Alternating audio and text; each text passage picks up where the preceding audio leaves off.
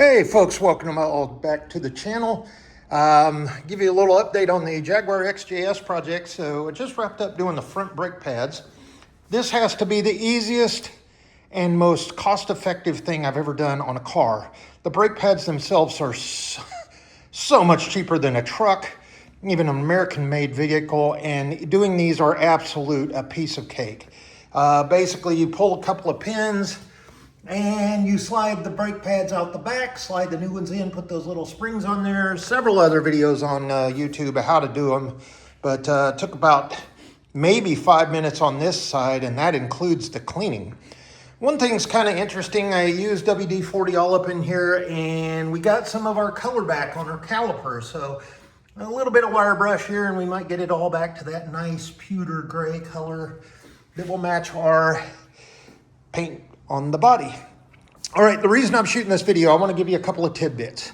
Other videos out there and other Living with the Classic, thanks so much for what you do. Jagman Down Under, or the Jagman, JTM. They talk about how to re-grease and repair your window switches. And thank you so much for doing that, because I got my passenger side window working now just by getting all the corrosion out of the switches. The bad news about it is when they're telling you how to take this stuff apart, there's not a lot of explanation to it. So let me just share with you how these window switches go into your, what they call the ski slope, this wood here. This bezel right here has 1, 2, 3, 4, 5, 6 little clips underneath it, okay? So you got to be careful whenever you take that out, otherwise you break that, and then that's about a $40 part. The switches themselves, let's see if I can get a good shot. See this little prong right here? That's what clips into your bezel. So it doesn't clip into here, it clips into the bezel. So you have to take the bezel out of your woodwork first, then you pinch this and this, like that, and these clips come right out. In my particular case, I didn't have individual wiring, but went ahead and followed the procedure on how to, use some rubbing alcohol and a Q-tip and re-greased all those. And man, they work fantastic. All right, while we're in here, I couldn't figure out why the windows were working, so I went ahead and did that. But before I did the switches, I checked all the fuses. All right, on my particular XJS, you have a fuse box in the passenger side compartment. Now I'm gonna zoom in here real close. Hopefully it'll get, maybe not. Yeah, there you go. All right, see those fuses? From the right-hand side, the 5 amp, 5, 2, 2, 10, 25, and 3, in between each one of those is a number, okay? So actually, right there on that black, on the fuse block itself, are the numbers that match this. So 1, 2, 3, 4, 5, 6, 7, 8, okay? And 7 and 8 are right down here, those two 30 ampers. So when I pulled this, this cover off, and it's got this little plastic cover that goes over it, all of those fusers were in the wrong place. I think there was one right, and it was the number 2. All right, so make sure, I guess my advice is to go and make sure all your fuses are correct. If you get one of these XJSs and you're planning on working on it, check your fuses first. I have not got the Deltronic climate control system working, and I haven't turned the key since last we shot a video. So I don't know if it's going to come alive. Last time when the engine was running and the key was in a run position and everything, I flipped a bunch of switches in there and I couldn't get the blowers working. So I don't know if we're going to have to rip the whole dash apart, just take out the 2 blowers. But if we do that, then we'll go ahead and replace that heater core, because I'm sure that's 37 years old. While I'm over here, let me show you. My particular model has 2 rows of fuses. And actually, you know what? I can almost see the numbers. Can y'all see those? Yeah, it's not going to zoom in for us. Let's see. almost. Nah, I can't get close enough or far enough to zoom in. But anyway, there's numbers in between each one of these. And that 25 amp fuse is the AC circuit and Deltronic system, climate control, and it was over here. Okay, so they were all backwards and all screwed up. So, and then the other thing, I think in the previous video I talked about, double check your inertia switch here. You push it down, pull it up, okay? And there's a little red band on it when it's activated, and it's not gonna allow your fuel and fuel pump to come on. All right, so a couple of tidbits there. The other thing, the front spoiler. On this particular car, I have this piece left and that piece over there left, and somebody cut out the middle. But these are unobtainium. They are $350 shipped from England, or you could go to S&G Barrett and pay $350 for a reproduction fiberglass one. These are like that ABS plastic from the 70s, made of like, oh, I don't know, Flintstone vitamins and Pop-Tarts, things that made us grow up in the 70s. Well, yeah, that thing probably lasts a lot longer than fiberglass. And unobtainium, I got the brand new fog lights. These are Hella 155s. And then it just takes a standard H2 bulb. And let me just jump over here. This is what came out. So you have your bulb that kind of sits in here, and then this retainer clip kind of goes up under this little thing here. But that's what came out, okay? HELL 155. They are antique, classic, and you definitely want to make sure you get this rubber grommet thing that goes around in there, because these are metal or aluminum, and they are halogen. So this one wasn't too bad, but I went ahead and replaced it anyway, just because, water gets in there and everything. I went ahead and, put all the dielectric grease and everything, and they work fantastic. All right, somebody in the forums was talking about using body adhesive, and they recommended this 3M Auto tape, and specifically the 1/4 inch wide roll.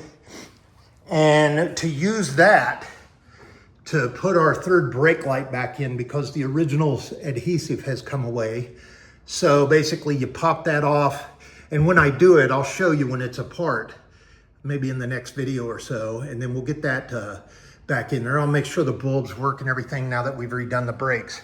And I'm waiting on the rear brake pads, and now I'm gonna climb up underneath there and see how bad the handbrake pads are. That is gonna be a fun one, because everybody I've seen do those, they've dropped the rear suspensions just to get up there and get the handbrake bracket off. I don't think we're gonna need to do that, but I don't know how much room is up underneath there. Haven't climbed up underneath there to check. All right, lastly, on your pre-facelift and your facelift Jaguars with your Lucas lenses, those right there are also unobtainium. And each one of those is about $45 to $50 in 2026 money, American US dollar bills. And they've got one of those tube light bulbs. Oh, for the life of me, I can't remember what they're called. But yeah, the tube light bulb, it's kind of like the dome light that would go in every other car, but specifically just for those. And it's actually mated to that lens. So you have to buy the lens and the light bulb, or you can take the light bulb out and hope to God you don't hit a bump and it doesn't come out. I went ahead and drained the washer reservoir fluid. It was water. So rinse that out really good, clean the tip of the nozzle on the pump, and then blew some air through the lines to come up to our washers here and over there. And once we turn that key and we check our AC, if that comes on, make sure our window still works, and then we'll see if we got some washer fluid coming up there. The other thing, remember I was talking about, you can't get a hold of front spoiler much anymore. Well, you also can't get the little, they call it a baffle, and it goes right here. There's 4 holes, and I guess those are supposed to be riveted, and then on the bottom there's 2 holes, and they're supposed to mount to the back of the spoiler. So this side is missing, and this side over here is missing, and that's what covers your vapor canister. And obviously all the water and the road debris go up here and then hit right on the lip of your front fender. So I need that. On my Chevy pickup, my Silverado, they're made out of felt. So we might be, I'm going to use a word here that not many people might like, but I'm going to go ahead and California engineer, Sacramento engineer something in there if I can't find those. S&G Barrett has them. They're $250 a piece. I've looked all over at the salvage yards. I might keep looking and see. We might drive. That might be the last thing that we put on this car. But anyway, unobtainium. Can't even get the Chinesiums. Anyway, we're going to go ahead and wrap this up. I don't have any leaks. This is all just debris from doing the brakes. And, from filling up the wash bottle here. We've still got outstanding coolant. Come on.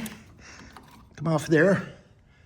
There you go, right where it's supposed to be, about 2 or 3 inches down. If you can touch it with your finger in the hole like this, then you're good, because you don't want it to cover this. Otherwise, it's just going to backflow into your breather or your self-bleed here.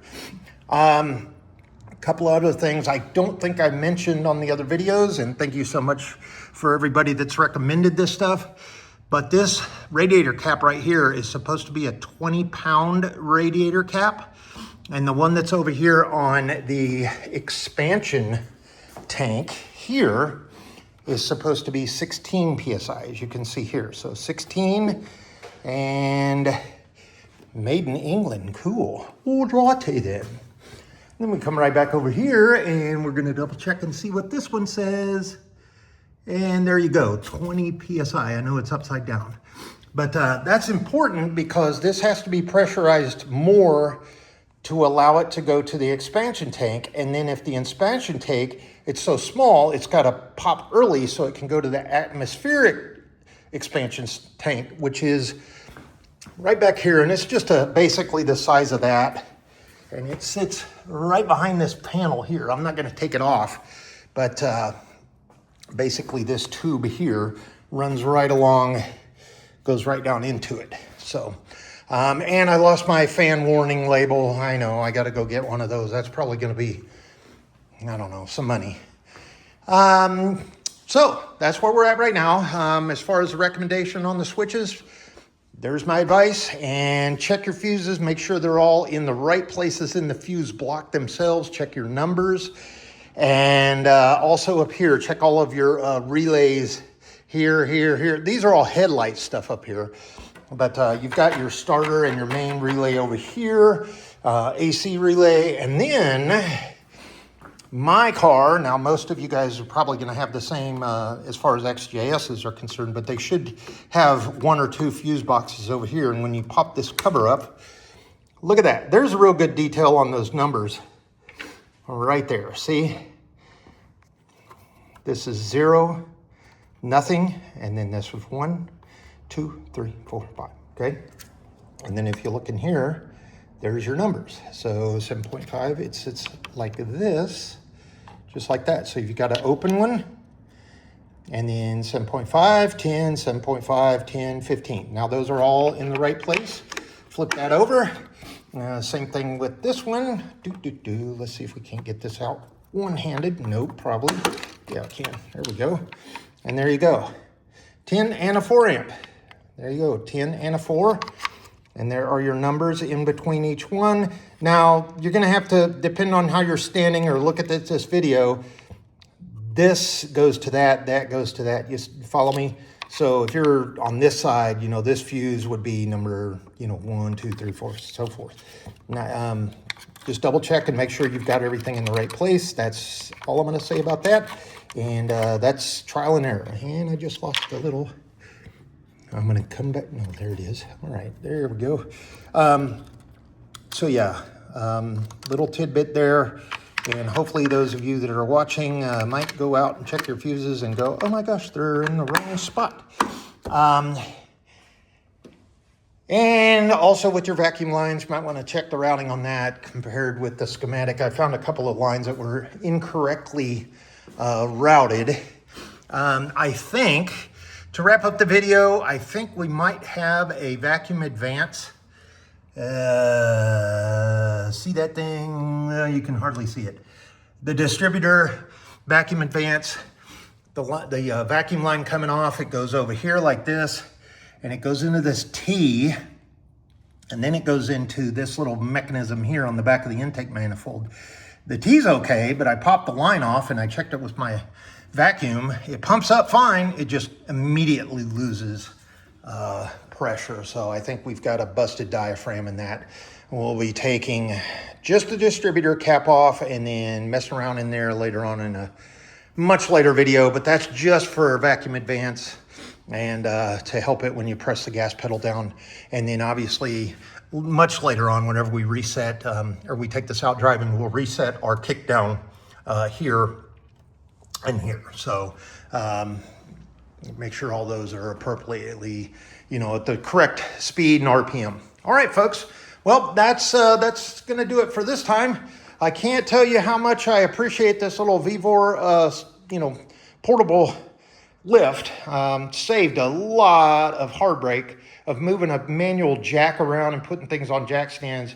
You just scoot it under there, plug it in, push the button up, make sure your safety latches are in there, and then it comes with the blocks if you choose to get them. And a pretty reasonable price compared to what it's going to save you in time and energy, and especially if you have back problems or anything like that. Yeah. And you can definitely, you get 2.5 feet of space to work up underneath there. So next video, we'll turn that key, we'll open the door, we'll start her up, make sure everything's primed up and good. If not, then I'll go ahead and throw in that brand new fuel pump that has come.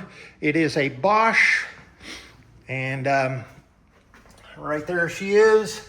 And we'll go ahead and we'll throw that back into the back fuel system or fuel line system, and make sure she remains primed overnight 3 or 4 days later.